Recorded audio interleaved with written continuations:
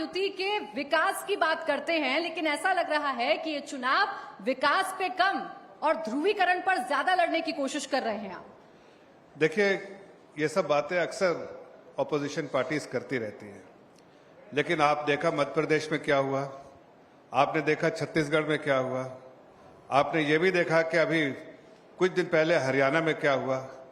हमने जो विकास किया है और जिस तरह से विकास के मॉडल पे हर प्रदेश को तेजी से आगे बढ़ाया है, उसके वजह से जनता में हमें आशीर्वाद दिया है। बार बार जनता में एक कहीं ना कहीं एक सोच ऐसी आती है कि एक ऐसी सरकार है, पहले लोग कहते थे अरे सरकार ने कुछ नहीं किया, अब ये कहने से डरते थे कि सरकार ने बहुत कुछ किया है, चाहे कि प्रदेश में किसी भी प्रदेश में जाए। और इसी तरह से महाराष्ट्र में जिस तरह से हमने अपनी बहनों का ख्याल रखा है, जिस तरह से हमने अपने भाइयों का ख्याल रखा है और जिस तरह से हमने पूरे जनता के जनार्दन समझ के जनता की सेवा की है, चाहे वो किसान भाई हो, चाहे हमारी महिला बहन हो, चाहे हमारे समाज के हर वर्गों का हमने ख्याल किया है। इसलिए मुझे पूरा विश्वास है कि ये सब बातें जो ध्रुवीकरण वाली बातें जो है कांग्रेस और एआईएम के बंदे बैठे हैं, ये लोग करते रहते होंगे। हमें तो जफर जी विकास पे कटेंगे वाला नारा किसने दिया था?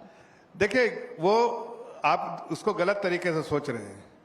आप अगर सब सही समझ, आप समझा दीजिए। मैं समझा देता हूं आपको।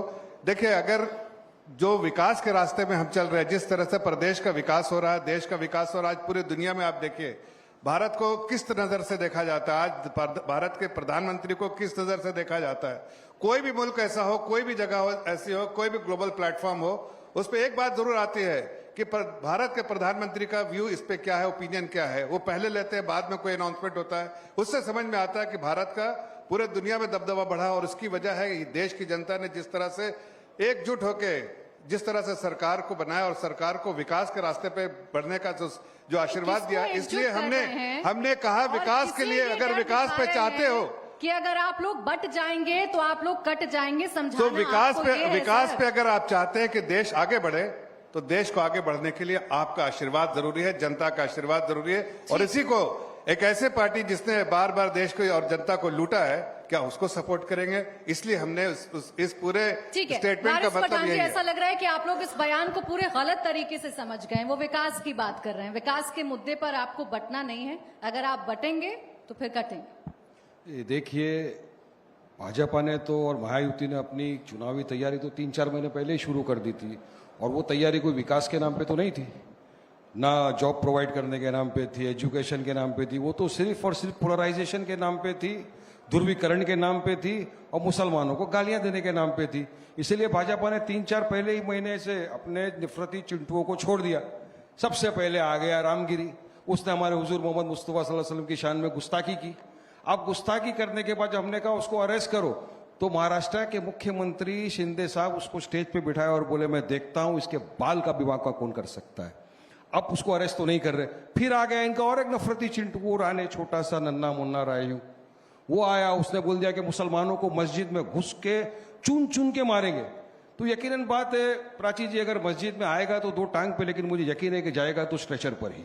अब उसने बोला उसके खिलाफ इतना ही सब कुछ चला, मगर उसके खिलाफ कोई एक्शन नहीं, कुछ नहीं, जब तक के महाराष्ट्र के उप मुख्यमंत्री देवेंद्र फडणवीस जी ने इसी तरह कॉन्क्लेव में कहा कि वो तो बोलेगा, वो तो हिंदू सकाल की तरफ से बोलता है। अरे अब इस तरह का आप महाराष्ट्र में चाहते हो तनाव फैलाना, अपनी गंदी राजनीति को चमकाना, तो देश देख रहा है। अब बात नंबर 2 आपने जो कहा बटेंगे तो कटेंगे। अब जफर भाई आप लोग क्यों फैला रहे हो इतना कि हिंदू खतरे में है, बटो मत? अरे मुझे बताइए प्राची जी, एक बात मुझे समझ में नहीं आती, देश का 80% आबादी हिंदुओं की है, प्रधानमंत्री Hindu, home minister Hindu, defence minister Hindu, बड़े बड़े IAS, IFS, IRS officers Hindu, बड़े बड़े एंकर्स टीवी के रात दिन जो बात करते रहते वो हिंदू।